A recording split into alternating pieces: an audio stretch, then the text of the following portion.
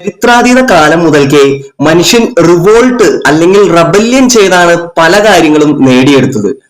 അവൻ പല സ്പീഷീസുമായിട്ട് റബൽ ചെയ്ത് അങ്ങനെ മുന്നോട്ട് വന്ന് നമ്മൾ ടെക്നോളജിക്കലി അഡ്വാൻസ്ഡ് ആയി ഇപ്പോൾ AI വരെയുള്ള ഒരു ഏജ് ആയിട്ട് അങ്ങനെ നിലനിൽക്കുകയാണ്. അപ്പോൾ എല്ലാവർക്കും ഇൻസ്പയർ സോഴ്സിന്റെ മറ്റൊരു വീഡിയോയിലേക്ക് സ്വാഗതം. ഇന്ന് നമ്മൾ നോക്കുന്നത് നമ്മുടെ origin of politics, especially the Indian politics എങ്ങനെ ഇന്ന് കാണുന്ന ഒരു രൂപത്തിലേക്ക് അല്ലെങ്കിൽ ഈ കോക്രോച്ച് പാർട്ടിയുടെ ഈ ഒരു ഘട്ടത്തിലേക്ക് വന്നു നിൽക്കുന്നു എന്നുള്ളതിനെ കുറിച്ചാണ് നമ്മൾ കാണാനായിട്ട് പോകുന്നത്. നമ്മുടെ ഇന്ത്യൻ പൊളിറ്റിക്സിനെ കുറിച്ച് പറയുമ്പോൾ ഒത്തിരി റബല്യസും ഒക്കെ നമുക്ക് കാണാനായിട്ട് സാധിക്കും. As the world politics all over the world. Okay, അപ്പൊ നമുക്ക് എന്താണ് നമ്മുടെ ഇന്ത്യൻ പൊളിറ്റിക്സിന്റെ ആ ഒരു ഒറിജിൻ അല്ലെങ്കിൽ അതിന്റെ ഒരു ബേസ്, അതിന്റെ ഗ്രൗണ്ട് എവിടെ നിന്നാണ് വരുന്നത് എന്ന് നമുക്കൊന്ന് ചിന്തിച്ചു നോക്കാം. നമ്മുടെ ഇന്ത്യൻ പൊളിറ്റിക്സിനെ കുറിച്ച് നമ്മൾ ചിന്തിക്കുമ്പോൾ നമ്മൾ വളരെ പുരാതന കാലത്തേക്ക് പോകേണ്ടതായിട്ടിരിക്കുന്നു. അതായത് ഹാരപ്പൻ സിവിലൈസേഷന് ശേഷം വരുന്ന നമ്മുടെ വേദിക് ഏജ്, അവിടെ നിന്നാണ് നമുക്ക് ഇതിന്റെ ഒരു ബേസ് വരുന്നത് എന്ന് നമുക്ക് പറയാം. ഹാരപ്പൻ സിവിലൈസേഷനിൽ പോലും നമ്മൾ ഒരു കോളനൈസേഷനും അതോടൊപ്പം തന്നെ ഒരു സിറ്റി കൾച്ചറും കാണുന്നുണ്ട്. പക്ഷെ പൊളിറ്റിക്സ് അതിന്റെ ഒരു പൂർണ്ണ രൂപത്തിലേക്ക് വരുന്നത് ഒരു വേദിക് കൾച്ചറിലാണെന്ന് നമുക്ക് കാണാനായിട്ട് സാധിക്കും. അപ്പോൾ ഇന്നത്തെ പൊളിറ്റിക്സിനെ സംബന്ധിച്ചിടത്തോളം അതൊരു പ്രാചീന പൊളിറ്റിക്സ് ആണ്. അപ്പൊ എങ്ങനെയാണ് ഇത് രൂപപ്പെട്ട് വന്നത്? അപ്പോ ഈ വേദിക് ഏജിനെ തന്നെ നമുക്ക് ഏർലി വേദിക് പീരീഡ് എന്നും ലേറ്റർ വേദിക് പീരീഡ് എന്നും നമുക്ക് തരംതിരിക്കാം. 500 to 1000 BC ആ ഒരു കാലഘട്ടത്തിലാണ് ഈ ഒരു വേദിക് പീരീഡ് സംഭവിക്കുന്നത്. ഇതിന് ഏർലി വേദിക് പീരീഡ് എന്ന് പറയുന്നത് ഒരു divine period of Indian history എന്ന് തന്നെ നമുക്ക് വേണമെങ്കിൽ പറയാം. എന്തുകൊണ്ടാണ്? അവിടെ ഈക്വൽ സ്റ്റാറ്റസ് ഫോർ വിമൻ ഉണ്ടായിരുന്നു. സ്ത്രീകൾക്ക് ഇന്ന് കാണുന്ന പോലെ തന്നെ അവർക്ക് ആ കാലഘട്ടത്തിലും അവരുടെ പങ്കാളികളെ തിരഞ്ഞെടുക്കാനുള്ള സ്വാതന്ത്ര്യം ഉണ്ടായിരുന്നു. പുരുഷന്മാരെ പോലെ തന്നെ ഒരുപോലെ പൂജയിൽ പങ്കെടുക്കാനുള്ള സ്വാതന്ത്ര്യം ഉണ്ടായിരുന്നു. അങ്ങനെ എഴുത്തുകാരും അങ്ങനെ സമൂഹത്തിൽ ഭരണത്തിലും ഒക്കെ കോൺട്രിബ്യൂട്ട് ചെയ്ത വലിയ വലിയ സ്ത്രീകൾ ഉണ്ടായിരുന്നു. ഇന്ത്യയുടെ ഏർലി വേദ അല്ലെങ്കിൽ ഏർലി ടെക്സ്റ്റ് ആയിരുന്ന ആൻഷ്യന്റ് ടെക്സ്റ്റ് എന്ന് വേൾഡ് ഹെറിറ്റേജിൽ ഇടം പിടിച്ചിരിക്കുന്ന ഋഗ്വേദ എഴുതപ്പെട്ടിരുന്നത് ഏർലി വേദിക് പീരീഡിലായിരുന്നു. അതിലൊരു സ്ത്രീയുടെ കോൺട്രിബ്യൂഷൻ ഉണ്ടായിരുന്നു എന്നതുകൂടെ നമുക്ക് ഉൾച്ചേർക്കേണ്ടതായിട്ടുണ്ട്. അപ്പോ ഇവിടെ ഈ ഒരു ഏർലി വേദിക് പീരീഡ് ഒരു ഗോൾഡൻ പീരീഡ് ആയിരുന്നെങ്കിൽ പിന്നീട് വരുന്ന ലേറ്റർ വേദിക് പീരീഡ് വളരെ ഓപ്പോസിറ്റ് ആയിട്ട് മാറുകയാണ്. അവിടെ റിജിഡ് കാസ്റ്റ് സിസ്റ്റം വരികയാണ്. കാസ്റ്റ് സിസ്റ്റം അഥവാ ബ്രാഹ്മൺ, ക്ഷത്രിയ, വൈശ്യ, ശൂദ്ര എന്ന 4 കാറ്റഗറി ആയിട്ട് ആളുകൾ തിരിയപ്പെട്ടത് അവരുടെ ആ ഒരു ജോബ് പർപ്പസിനും സ്മൂത്ത് ഫങ്ഷനിങ് ഓഫ് ദ സൊസൈറ്റിക്കും വേണ്ടിയായിട്ടായിരുന്നു. ഇപ്പൊ ബ്രാഹ്മണന്മാർ പൂജകൾ ചെയ്യുമ്പോൾ ക്ഷത്രിയന്മാർ പ്രൊട്ടക്ടേഴ്സ് ആയിരുന്നു, സമൂഹത്തെ പ്രൊട്ടക്ട് ചെയ്യുന്ന വറിയേഴ്സ് ആയിരുന്നു അവർ. വൈശ്യാസ് എന്ന് പറയുന്നത് ബിസിനസ് ചെയ്യുന്ന ആളുകളായിരുന്നു, ശൂദ്രാസ് എന്ന് പറയുന്നത് ജോലി ചെയ്യുന്ന ആളുകളായിരുന്നു. അങ്ങനെ സമൂഹത്തിന്റെ ഒരു നിലനിൽപ്പിന് വേണ്ടി ചെയ്ത ഈ ഒരു സിസ്റ്റം ഏർലി വേദിക്കിൽ നിന്ന് ലേറ്റർ വേദിക് പീരീഡിലേക്ക് വരുമ്പോൾ അത് വളരെ സ്ട്രോങ് ആയിട്ട് മാറുകയും വളരെ റിജിഡ് ആയിട്ട് മാറുകയും ചെയ്യുകയാണ്. അപ്പോൾ ഇവിടെ ഈക്വൽ സ്റ്റാറ്റസ് ഓഫ് വിമൺ നഷ്ടപ്പെടുകയാണ്. വിമണ് അവരുടെ പങ്കാളികളെ തെരഞ്ഞെടുക്കാനുള്ള സ്വാതന്ത്ര്യം നഷ്ടപ്പെട്ടു, പൂജകളിൽ പങ്കെടുക്കാനുള്ള സ്വാതന്ത്ര്യം നഷ്ടപ്പെട്ടു, വിലക്കുകളെ വന്നു. അതോടൊപ്പം തന്നെ ക്ഷത്രിയ, ബ്രാഹ്മണ, വൈശ്യ, ശൂദ്ര എന്നുള്ളത് ഹെറിഡിറ്ററി ആയിട്ട് മാറാനായിട്ട് തുടങ്ങി. അതായത് ക്ഷത്രിയയിലെ രാജ എന്നറിയപ്പെടുന്ന ആ ഒരു വ്യക്തി, ആ രാജയുടെ സണ്ണായിരിക്കും അടുത്ത റൂളർ. ഈ റൂളറിന് അവിടെ എല്ലാ കാര്യങ്ങളും തീരുമാനിക്കാനുള്ള സ്വാതന്ത്ര്യം പൂർണ്ണമായിട്ട് ഉണ്ടായിരുന്നു.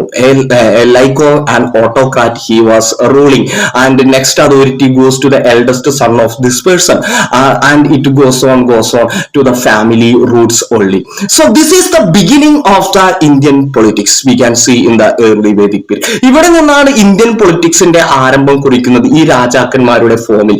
അതായത് അവര് ഫാമിലി വഴിയായിട്ട്, അത് തായ് വഴിയായിട്ട് ഇത് കടന്നു പോകുന്ന ഒരു കാര്യം എന്ന് പറയുന്നത്. പിന്നീട് നമുക്ക് കാണാനായിട്ട് സാധിക്കും പല പല റൂളേഴ്സ് പേർഷ്യയിൽ നിന്നും മറ്റു പല കൺട്രീസിൽ നിന്നും ഒക്കെ ഇന്ത്യയിലേക്ക് കടന്നു വരികയും അവരിവിടെ രാജാക്കന്മാരായിട്ടൊക്കെ മാറുകയൊക്കെ ചെയ്യുന്നതായിട്ടൊക്കെ നമ്മൾ അക്ബർ, ഷാജഹാൻ അങ്ങനെ ഒത്തിരി വ്യക്തികൾ കടന്നു വരുന്നതായിട്ടും, ഇന്ത്യയിൽ തന്നെ ശിവാജി അങ്ങനെയുള്ള കുറെ ലോക്കൽ കിങ്ഡംസ്, ഗുപ്താസ് അങ്ങനെയുള്ള ആളുകളൊക്കെ കടന്നു വരുന്നതായിട്ട് നമ്മൾ കാണുന്നുണ്ട്. ഈവൻ അലക്സാണ്ടർ ഇന്നേഷൻ കാണുന്നുണ്ട്. അതിനുശേഷം പിന്നീട് വരുന്നതാണ് പോർച്ചുഗീസുകാർ പോർച്ചുഗീസുകാരും ഫ്രഞ്ചുകാരും ബ്രിട്ടീഷ് ഒക്കെ. ഇവിടെ നമുക്ക് കാണാനായിട്ട് സാധിക്കും ഒരു കോളോണിയൽ പവറായിട്ട് അതായത് ബ്രിട്ടന്റെ അല്ലെങ്കിൽ പോർച്ചുഗീസ് ഫ്രഞ്ചിന്റെ, ബ്രിട്ടനാണ് ഏറ്റവും ശക്തമായത്, ബ്രിട്ടന്റെ ഒരു കൊളോണിയൽ പവറായിട്ട് ഇന്ത്യ മാറുകയാണ്. ഇവിടെയാണ് ഇന്ത്യക്ക് നാഷണലിസം എന്നുള്ള ഒരു ഫീലിംഗ് പറയാനായിട്ട് തുടങ്ങിയത്. ഞങ്ങൾ ഒന്നാണ് എന്നുള്ള ഒരു ചിരി. അപ്പോഴും അൺടച്ചബിലിറ്റിയും അങ്ങനെയുള്ള കാര്യങ്ങളൊക്കെ ഇന്ത്യയിൽ നിലനിൽക്കുന്നുണ്ടായിരുന്നു. പക്ഷെ ഇവിടെ ഞങ്ങൾ ഒന്നാണ് എന്നുള്ള ചിന്ത, ഇന്ത്യക്കാരാണ് എന്നുള്ള ചിന്ത അവരിലേക്ക് വരുവാനായിട്ട് തുടങ്ങി. അവിടെയും ബ്രിട്ടീഷേഴ്സ് ഡിവൈഡ് ആൻഡ് റൂൾ അങ്ങനെ പല കാര്യങ്ങളും ഉപയോഗിക്കുന്നുണ്ട്. അപ്പോൾ ഞങ്ങൾക്കൊരു കോമൺ ശത്രു ഉണ്ട് എന്ന് കണ്ടു കഴിഞ്ഞപ്പോൾ അവരവിടെ ഒരുമിക്കാനായിട്ട് തുടങ്ങി. അപ്പോൾ ഇവിടെ ഒരു വീണ്ടും ഈ പൊളിറ്റിക്സ് ഈ രാജാവിൽ നിന്നും അല്ലെങ്കിൽ ക്ഷത്രിയയിൽ നിന്നും ഇതൊരു നാഷണലിസത്തിലേക്ക് കടന്നു വരികയാണ്. ഈ നാഷണലിസത്തിൽ ഞങ്ങൾ ഒന്നാണ്, ഞങ്ങൾ ഒരു കോമൺ ശത്രുവിനെ ഫേസ് ചെയ്യേണ്ടവരാണെന്നുള്ള ഒരു ഐഡിയോളജി അല്ലെങ്കിൽ ഒരു ലൈഫ് അവർക്ക് വരികയാണ്. അപ്പോൾ ഈ ലൈഫ് ഉള്ളത് കൊണ്ട് ആ ഐഡിയോളജി അവിടെ നിലനിൽക്കുകയാണ്. അങ്ങനെ ഒരു ഇന്ത്യൻ പൊളിറ്റിക്സിന് ഒരു നവയുഗം കടന്നു വരികയാണ്. അങ്ങനെ ബ്രിട്ടീഷ് നമ്മൾ തുരത്തുന്നതായിട്ട് നമുക്ക് കാണാനായിട്ട് സാധിക്കും. അവിടെ ഇന്ത്യൻ നാഷണൽ കോൺഗ്രസ് വരുന്നതും അങ്ങനെയുള്ള കാര്യങ്ങളൊക്കെ നമ്മൾ കാണുന്നു. ഗാന്ധിജിയുടെ പ്രവർത്തനവും അതോടൊപ്പം തന്നെ മറ്റു സ്വാതന്ത്ര്യ സമര നേതാക്കളുടെയും രാജാക്കന്മാരുടെയും ഒക്കെ പ്രവർത്തനങ്ങളും നമ്മൾ കാണുന്നുണ്ട്. അപ്പോൾ ഇവിടെയും പൊളിറ്റിക്സ് ഒരു നവരൂപം സ്വീകരിക്കുകയാണ്.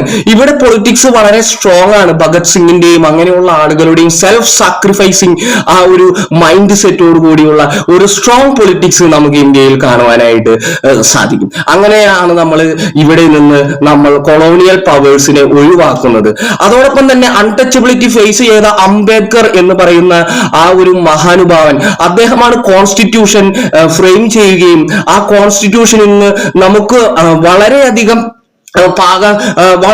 പെർഫെക്ഷനോടെ അദ്ദേഹം അത് മുന്നോട്ട് കൊണ്ടുവരികയും ചെയ്യുന്നു. അതുകൊണ്ട് തന്നെ അതിൽ മാറ്റം വരുത്തുക എന്നുള്ളത് തന്നെ വളരെ ദുഷ്കരമായിട്ടുള്ള കാര്യമാണെന്ന് നമുക്ക് മനസ്സിലാക്കാം. അത്രയ്ക്ക് ബുദ്ധിപരമായിട്ടും അദ്ദേഹത്തിന്റെ ആ ഒരു നാച്ചുറൽ ഇന്റലിജൻസ് ഉപയോഗിച്ച് അദ്ദേഹം അതിനെ ഫ്രെയിം ചെയ്തെടുക്കുകയാണ്, മറ്റു വ്യക്തികളുടെ ഒക്കെ ഇന്റലക്ച്വൽസിന്റെ സഹായത്തോടുകൂടെ ഒക്കെ.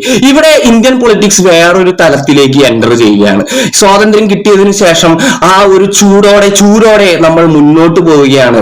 അപ്പോൾ ആ ഒരു സ്വാതന്ത്ര്യം കിട്ടിയതിന്റെ ആ ഒരു വലിയൊരു നേതൃശക്തി നമുക്ക് കാണാനായിട്ട് സാധിക്കും. പക്ഷെ പിന്നീട് വർഷങ്ങൾ കടന്നു പോകുമ്പോൾ നമുക്ക് അറിയാനായിട്ട് സാധിക്കും സ്വാതന്ത്ര്യം എന്നും ഒരു ഓർമ്മയായിട്ട് മാറുന്നു. ആഗസ്റ്റ് 15 എന്നുള്ളത് നമ്മൾ വർഷത്തിലൊരിക്കൽ സ്കൂളുകളിലും മറ്റുമൊക്കെ ആഘോഷിക്കുന്ന ഒരു ആഘോഷം മാത്രമായിട്ട് ഒതുങ്ങുന്ന ഒരു അവസ്ഥയിലേക്ക് വരുന്നു. പൊളിറ്റീഷ്യൻസ് എല്ലാവരും തന്നെ മണി ഓറിയന്റഡ് ആയിട്ട് പ്രൊഫഷണലൈസ് ആയിട്ട് മാറുന്നതായിട്ട് നമുക്ക് കാണാനായിട്ട് സാധിക്കും.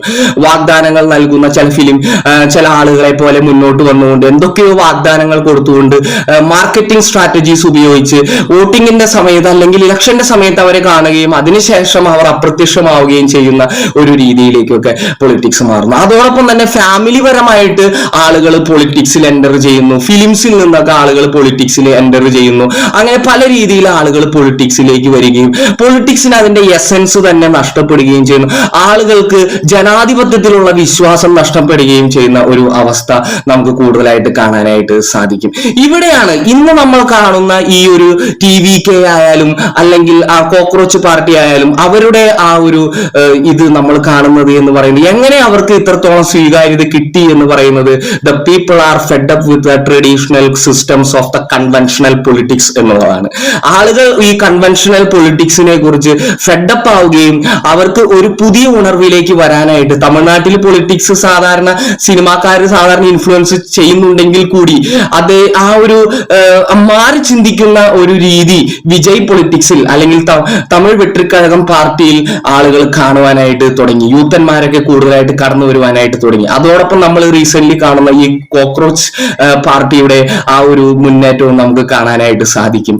സൂര്യകാന്ത് എന്ന് പറയുന്ന ചീഫ് ജസ്റ്റിസ് അങ്ങനെ ഒരു പരാമർശം നടത്തിയത് വഴി വി ആർ കോക്രോച്ചസ് എന്നുള്ള ആ ഒരു ഐഡിയോളജിയിലേക്ക് വന്നുകൊണ്ട് ആ ഒരു ഐഡിയോളജിയെ വളരെ ക്രിയേറ്റീവായിട്ട് ഉപയോഗിച്ച് എങ്ങനെ മാറ്റങ്ങൾ കൊണ്ടുവരാം എന്നുള്ള രീതിയിൽ വരെ ഈ കാര്യങ്ങൾ വന്നെത്തിയിരിക്കുന്നതായിട്ട് നമുക്ക് കാണാനായിട്ട് സാധിക്കും. സോ നമുക്കിവിടെ നമ്മുടെ ഇന്ത്യൻ പൊളിറ്റിക്സിന്റെ ഒരു ഇവല്യൂഷൻ ആണ് മെയിൻ ആയിട്ട് കാണുന്നത്. ഇതിൽ പേടിക്കാനോ ഭയപ്പെടാനോ ഒന്നുമില്ല. This is like A river flowing. ഇതിങ്ങനെ ഒഴുകിക്കൊണ്ടിരിക്കണം. അത് ഒരു സമൂഹത്തിന്റെ ആവശ്യകതയാണ്. അത് മുന്നോട്ട് പോയിക്കൊണ്ടിരിക്കും എന്നുള്ളതാണ് നമുക്ക് ഇതിൽ നിന്ന് കാണാനായിട്ട് സാധിക്കുന്നത്. അതുകൊണ്ട് തന്നെ തന്നെ ഏതൊരു പൊളിറ്റിക്കൽ പാർട്ടിയുടെ പോസിറ്റീവ് വശങ്ങളെ കണ്ടുകൊണ്ട് അല്ലെങ്കിൽ ഇവല്യൂഷൻ ഓഫ് പൊളിറ്റിക്സിന്റെ പോസിറ്റീവ് അംശങ്ങളെ സ്വാംശീകരിച്ച് നമുക്കും ഒരു നല്ലൊരു പൗരനായിട്ട് മാറാനായിട്ട് ശ്രമിക്കാം. നല്ലൊരു പൗരനായി നമ്മുടെ രാജ്യത്തിന് വേണ്ടി നല്ല കോൺട്രിബ്യൂഷൻസ് നമ്മുടേതായ രീതിയിൽ കൊടുക്കാനായിട്ടും നമുക്കും ശ്രമിക്കാം കൂട്ടുകാരെ. Thank you dear friends.